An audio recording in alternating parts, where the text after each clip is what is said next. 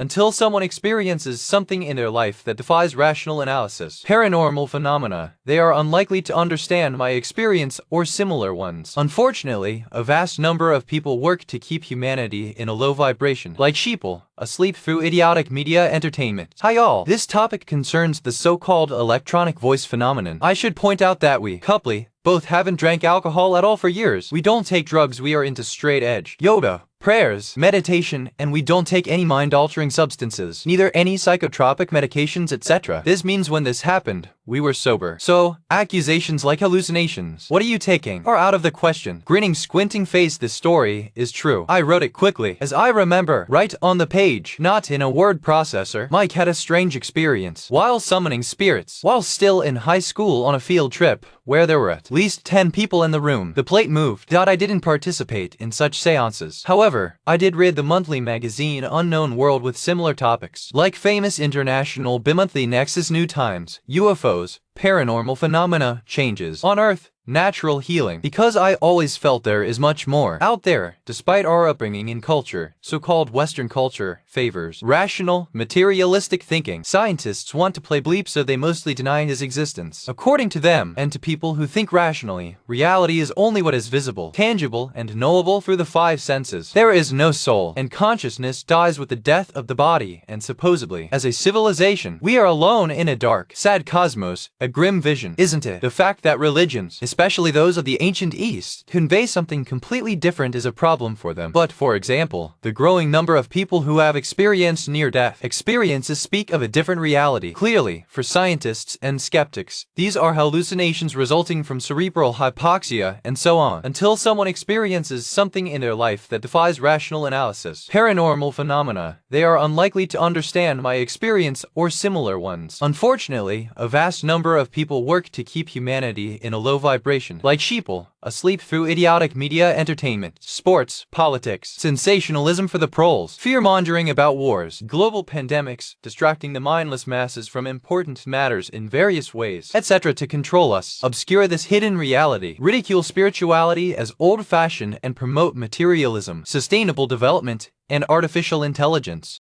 On the other hand, there's the Catholic Church and its watered-down spirituality. The Bible's text changed many times, infiltrated by fabricated stories meant to emphasize the greatness of the chosen people. Also Cathos scaremongers with dogmas invented by humans, like eternal bleep nonsense like animals have no souls. So much for the introduction, if anyone's still reading. And now, finally, our story. We were both lying on the couch in Mike's apartment. No one else was there, cuddling like a spoon and talking after dinner. It was a sunny afternoon, so broad daylight, not witching hour, or anything like that. A song by Dido was playing on Polish radio. We listened to her voice, and we both began to wonder about her personality. Mike said, or rather asked out loud, "What is she missing?" And then, both of us, have heard the voice from the radio, and she answered. It overlapped the song, sounding very strange, muffled, and, at the same time, as if someone was speaking while inhaling. Can you imagine that? That strange voicemail said quite loudly, "Love." That was all. We were speechless. Then the song ended, and the broadcast continued normally without any interference. Of course, I understand that we were the only ones who heard that word, that it was directed at us. I later read about research on voices during radio broadcasts. They've been conducted for decades. This phenomenon is called EVP for short. Sure, compared to someone's near-death experience or a UFO encounter, a voice like that on the radio is very little thing to talk about. But I assure you, it was still an incredible experience for which there is no rational explanation. That's all, or maybe even that much.